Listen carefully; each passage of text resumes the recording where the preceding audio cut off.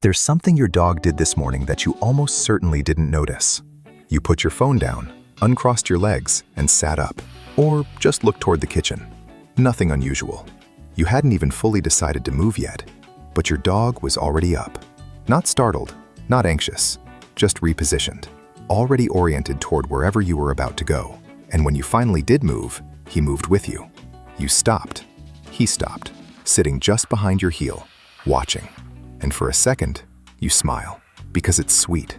It's always been sweet. But then a thought creeps in, not worried, not irritated, just genuinely curious.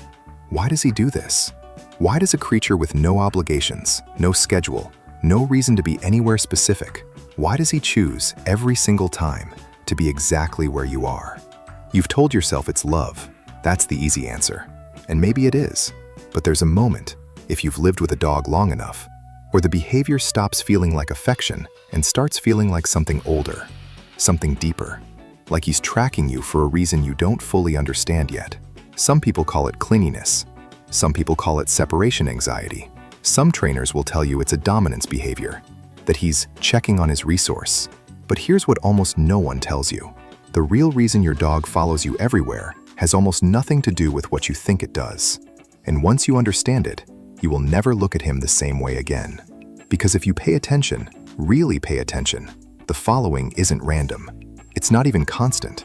Your dog doesn't trail you from room to room because he has nothing better to do. Dogs sleep up to 14 hours a day. They are, by nature, quite good at doing nothing. So when he's not sleeping, when he's up, alert, oriented toward you, that's a choice, a deliberate one.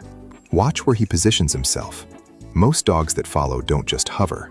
They choose a specific spot relative to you, usually slightly behind, slightly to the side, never directly in front, rarely more than a few feet back. If you were to map it out, it would look less like a shadow and more like a formation. And there's something else. Watch his eyes. He's not staring at your face the way dogs do when they want food or want to play. There's a different quality to it. Softer, more ambient, like he's monitoring the whole space, through you. That detail matters more than almost anything else we'll talk about today. Most people, when they try to explain the following, land on one of two places. The first is affection. He loves me. He wants to be near me. And yes, that's real. That's not wrong. But it's incomplete. Because affection alone doesn't explain the precision of the behavior. Affection would put him on the couch near you, not at your heel while you move through the house doing nothing particularly interesting. The second assumption is anxiety. He's scared to be alone. He's insecure. He needs me. And again, sometimes that's true. Sometimes, following is a symptom of distress, and we'll talk about how to recognize that. But for most dogs, in most households, the following is not anxiety. It's something else entirely. Here's what most people don't realize. Dogs are not just emotionally attached to you. They are spatially attached to you. There's a difference. Emotional attachment is what they feel. Spatial attachment is what they do about it. And that spatial behavior, that precise, consistent positioning near your body, has roots that go back tens of thousands of years before your dog ever existed. In 2013, a landmark study at the Family Dog Project in Budapest found something remarkable. Dogs don't just recognize their owners. They use their owners as what researchers call a secure base, the same psychological anchor that human infants use with their primary caregivers. In the study, dogs were more willing to explore new environments, approach unfamiliar objects, and recover from stress, but only when their owner was present. Not just any human, their specific person. What this tells us is something profound. Your presence doesn't just comfort your dog, it regulates him.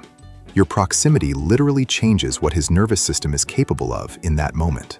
Think about what that means. When your dog follows you into the bathroom, into the kitchen, into the hallway, he's not being needy. He's doing what thousands of years of coevolution have shaped him to do. He's staying calibrated. He's keeping his internal world stable by staying close to the one thing that helps him feel stable. You are not just a person he loves.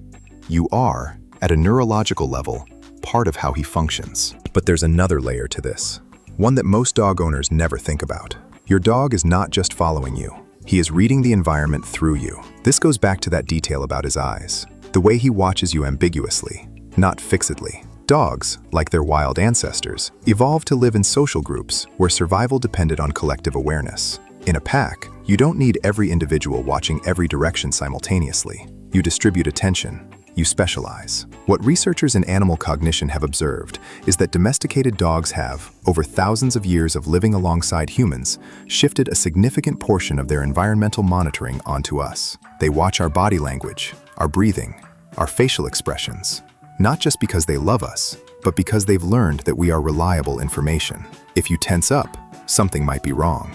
If you relax, the environment is probably safe. Your dog follows you because you are, functionally, his early warning system. And here's the part that stops most people cold. That means when he's near you, he is more relaxed. Not because you're entertaining him, not because you're feeding him, but because your calm body tells him the world is okay. You are, in the most literal sense, his peace of mind.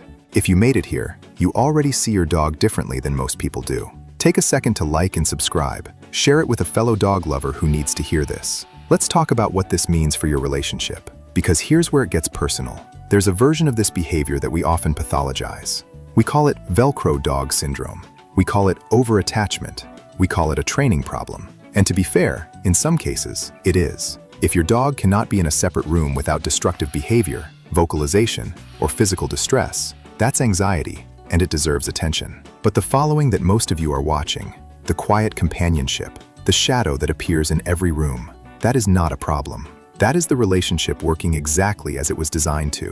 What's extraordinary about dogs is that this bond is not passive. Your dog isn't just tolerating proximity, he's investing in it. Studies on oxytocin, the bonding hormone, show that when a dog and their owner make eye contact, both experience a rise in oxytocin levels, the same hormone that bonds mothers to newborns, the same chemical that underlies human love and trust. Your dog's following is, at a biochemical level, the expression of something that functions almost identically to love. Not almost like love. Not a dog's approximation of love. Something that, at the level of brain chemistry, mirrors one of the most profound forms of bonding that biology has ever produced. Here is the thing I want you to sit with. Your dog has no concept of yesterday the way you do.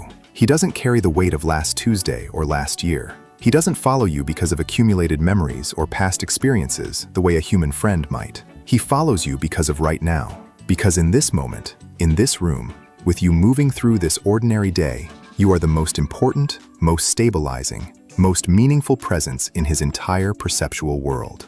Every room you walk into becomes safer because you walked into it. Every unfamiliar sound becomes less threatening because you didn't flinch. Every quiet afternoon becomes enough because you are in it. He is not waiting for something better to happen. He is not following you on the way to somewhere else. This, being near you, watching you exist, this is the destination for him. This is complete. Most of us spend our lives searching for something or someone that makes us feel the way your dog feels when he's within 5 feet of you. And he found it every single day in you. There's one more thing worth knowing, and it carries real weight. If this behavior changes, pay attention. A dog who suddenly stops following you, who withdraws, who seems indifferent to your movement through the space, is telling you something. It might be physical. Pain, illness, and neurological changes can all manifest as reduced engagement. If the shift is sudden, a vet visit is always worth it. But sometimes, the withdrawal is emotional, and this is harder to see. Dogs who've experienced repeated unpredictability, environments where the person they followed became a source of stress rather than safety, can learn, slowly and reluctantly, to stop relying on that person entirely. The following disappears not because the love did, but because the safety did. That's not a judgment. It's an invitation. If your dog still follows you, if he's still there, just behind your heel, as you move through the ordinary hours of your life, he's telling you that whatever you've built between you, it still holds. The trust is intact. The safety is real. Don't take it for granted. Think back to this morning. That small, barely noticeable moment. You put your phone down, you shifted, you hadn't even fully decided to move yet, and he was already up. You know now that wasn't clinginess, it wasn't anxiety, it wasn't a dog with nothing better to do. That was a creature who has made you the center of how he understands the world, who reads safety through your posture, steadiness through your calm, and belonging through your presence. Every step he takes to stay near you is not dependence. It is, in the truest sense available to him, an act of devotion. The next time you feel him settle just behind your heel, don't rush past it. Let him recalibrate. Let him read the calm in your body and carry it with him through the rest of his day. Because without even knowing it, you've been doing the same for each other all along.